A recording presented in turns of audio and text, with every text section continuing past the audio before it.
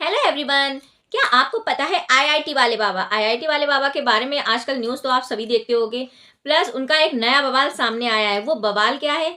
उन्होंने अपने आप को खुद विष्णु का अवतार बताया है। प्लस जितनी माताएं एंड बहनें हैं उनको लक्ष्मी जी और काली जी का दर्जा देने को कहा है। और एक चीज बोली है उन्होंने, अदा शर्मा। अदा शर्मा, आप देख सकते हैं स्क्रीन पे। अदा शर्मा कौन? एक एक्टर है। उनको कहा है माँ दुर्गा, उनको माँ दुर्गा का उपाधि देने के लिए उन्होंने कहा है। तो गाइस, ये सही है जो वो इंटरव्यू में बोल रहे हैं? वो क्या उनकी जो वो इंटरव्यू वालों को रिस्पॉन्स दे रहे हैं कि अब जो बातें बोल रहे हैं क्या वो सही है? क्या उनके दिमाग की जो दिमागी हालात है वो ठीक है?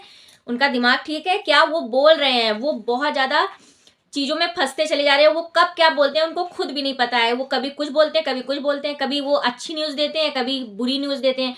कुछ लोग तो ये भी कह रहे हैं आईआईटी वाले बाबा, मतलब उन्होंने मुंबई से आईआईटी की है बट उन्होंने क्या किया, बाबा बन गए। उन्होंने कितना अच्छा काम किया। कुछ लोग ये भी बोल रहे हैं कि वो ऐसे ऐसे इंटरव्यू दे रहे हैं, किस तरह से इंटरव्यू दे रहे हैं कि लोगों को, बहुत कम लोगों को पसंद आ रहा है और कुछ लोगों को तो बहुत पसंद आ रहा है। क्या ये जवाब उनका सही है कि किसी भी एक लेडीज या औरत को, महिला को या एक लड़की को आप लक्ष्मी माता या काली माता का दर्जा दे सकते, बोल सकते हैं, बट दर्जा वो नहीं उपाधि दे सकते हैं जो माता रानी की उपाधि है? क्या आपको ये फैसला सही लगता है? उन्होंने अदा शर्मा को दुर्गा माता बनाने के लिए कहा है। क्या उनका ये जवाब सही है? आपको लगता है सही है तो कमेंट बॉक्स पे जरूर लिखिएगा कि हाँ ये सही है कि गलत है। तो उससे पहले मेरे चैनल को सब्सक्राइब कर दीजिएगा, लाइक कर दीजिएगा एंड शेयर कर दीजिएगा। कुछ बातें उनके बारे में, आईआईटी वाले बाबा। आईआईटी वाले बाबा को कहा जा रहा है उनका जो मानसिक संतुलन है वो भी सही नहीं है। वो ड्रग्स करते हैं, वो चिलम पीते हैं, वो सिगरेट, मतलब ऑल टोटल सब नशा करते हैं। क्या ये भी झूठ है? क्या बहुत सारी चीज़ें उनके सामने आ रही है। उनकी गर्लफ्रेंड ने उनको धोखा दे दिया। 4 साल का रिलेशनशिप था, एक में 2 महीने का रिलेशनशिप था। उनकी 2 अफेयर भी थे। उन्होंने धोखा दिया कि इन्होंने धोखा दिया, कुछ भी सामने नहीं आ पा रहा है। वो आईआईटी वाले बाबा कैसे बने? आजकल वो लैपटॉप वगैरह आईपैड में भी लोगों को बताते हैं फ्यूचर। और वो ये भी एक चीज़ बोल रहे हैं कि वो चाहे तो मैच जिता सकते हैं। आपने सुना होगा T20 उन्हीं ने ही जिताया था, उन्होंने ये बोला है। वो अपने आप को काफ़ी अवतारों से जोड़ रहे हैं। वो कहते हैं मैं खुद नहीं बोल रहा हूँ, जो भोले बाबा बोल रहे हैं वो बोल रहा हूँ। क्या ये भोले बाबा सच में ऐसा कुछ बोल सकते हैं कि जो भोले बाबा बोल रहे हैं वो ये बोल रहे हैं? क्या भोले बाबा कुछ भी ऐसा कोई आप सोच सकते हो कैसे वो किस तरह से इंटरव्यू लोगों को दे रहे हैं? उन्होंने करौली धाम को भी कुछ कहा है कि कोई बाबा बाबा नहीं होते हैं, कि मतलब सिर्फ एक नाम के हैं लोग, मतलब भ्रम में जी रहे हैं। माता पिता कुछ नहीं होते हैं, जो हैं ईश्वर हैं। इंसान एक ईश्वर है। इंसान मतलब भगवान का तो उन्होंने अस्तित्व ही खत्म कर दिया है। क्या ये सही है जो वो बोल रहे हैं इंटरव्यू में, जो इंटरव्यू दे रहे हैं? क्या ये सही है? आपके हिसाब से क्या है? इसकी राय जरूर बताइएगा मुझे कमेंट बॉक्स में। और उन्होंने कई एक्टर्स वगैरह को, और इन्होंने एक चीज़ और बोली है कि दिल्ली में जब भी वोटिंग होगी तो ये अगर चाहें तो रेनू परमार को ये जिता सकते हैं। अब ये रेनू परमार कौन है आप पूछोगे? तो रेनू परमार आप भी गूगल में सर्च कर सकते हो रेनू परमार कौन है, और स्क्रीन पे आप देख सकते हो। उनको अगर टिकट मिलेगी तो आईआईटी वाले बाबा उनको जिता देंगे, वरना आपकी बीजेपी नहीं जीतेगी। तो क्या है, मतलब उनका कुछ समझ में नहीं आ रहा है कि वो क्या इंटरव्यू दे रहे हैं लोगों को। क्या, हाँ आजकल बड़ा लुक भी चेंज कर लिया उन्होंने, शेप वगैरह बना ली है। और आजकल जीन्स और टी शर्ट एंड इस थोड़ी सी लुक बाई शॉल वगैरह देख सकते हो आप स्क्रीन पे कि उन्होंने अपना पूरा ही गेटअप चेंज कर दिया है।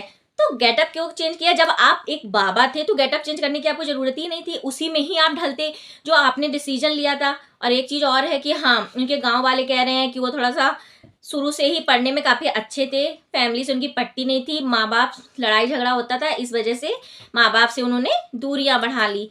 तो गाइस, क्यों दूरियां बढ़ाई? किस लिए दूरियां बढ़ाई? कि माँ बाप की लड़ाई होती थी, कि बहन की कनाडा में शादी हो गई इस वजह से, कि कुछ और रीजन था?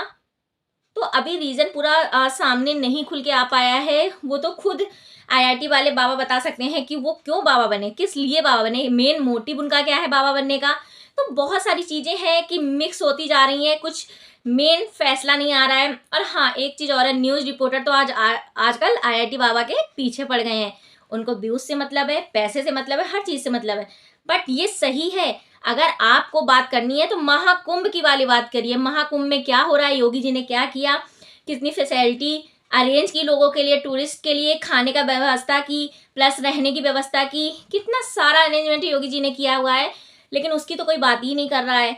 मोनालिसा की बात कर रहे हैं, IIT वाले बाबा की बात कर रहे हैं, कांटे वाले बाबा की बात कर रहे हैं, सिर्फ बाबाओं की और अदर पर्सन की बातें हो रही हैं। सरकार की कोई भी बात नहीं हो रही कि सरकार ने कितना अच्छा अरेंजमेंट किया है। उन्हें ये भी तो बोलना चाहिए कि हाँ परफेक्ट अरेंजमेंट है, बहुत सारी सुविधा दी जा रही है, देश विदेश से लोग आ रहे हैं, वो तारीफ कर रहे हैं योगी जी की, मोदी जी की, कि उन्होंने कितनी अच्छी अरेंजमेंट करके रखी है, सब कुछ परफेक्ट है। बट वहां तो किसी की बात ही नहीं हो रही। बात क्या हो रही है? IIT वाले बाबा की, प्लस मोनालिसा की, कांटे वाले बाबा की, रबड़ी बाबा की और चिमटे वाले बाबा की, बहुत सारे बाबा हैं अनगिनत। तो न्यूज रिपोर्टर क्या कर रहे हैं? सिर्फ बाबाओं के पीछे पड़ गए हैं। उन्हें इससे मतलब नहीं है कि महाकुंभ में क्या हो रहा है, कितने सालों बाद महाकुंभ आया है, 144 साल बाद महाकुंभ आया है। और महाकुंभ आने के बाद वहां स्नान करना, अमृत में मतलब एक टाइमिंग और एक सब कुछ परफेक्ट होना चाहिए। बट वो नहीं बात कर रहे हैं।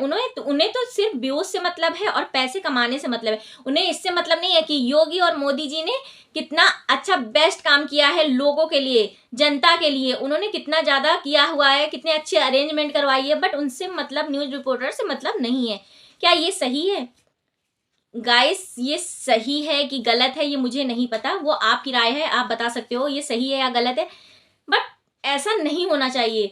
144 साल बाद महाकुंभ प्रयागराज में लगा हुआ है। आता तो हर 3 साल में है कुंभ, पर वो कुंभ होता है महाकुंभ, समझ रहे हो आप? 12 साल में एक बार आता है महाकुंभ, बार बार नहीं आता है। तो गाइस आप भी जाइए और गंगा नहाइए। गंगा, यमुना, सरस्वती एक साथ आपको मिलेंगे, अमृत मिलेगा। आप खुद जितने आपने कभी भी पाप किए हो या कुछ भी ऐसा कुछ गलत किया हो तो वो सब धुलना है। सब कुछ परफेक्ट और सब आशीर्वाद बहुत सारे मिलते हैं गंगा नहाने से। तो गाइस ये तो बहुत तो गाइस आई होप आपको मेरी इन्फॉर्मेशन अच्छी लगी होगी। तो जाने से पहले मेरे चैनल को सब्सक्राइब कर दीजिएगा, लाइक कर दीजिएगा, कमेंट कर दीजिए एंड शेयर कर दीजिएगा। Thanks for watching my video. Bye bye.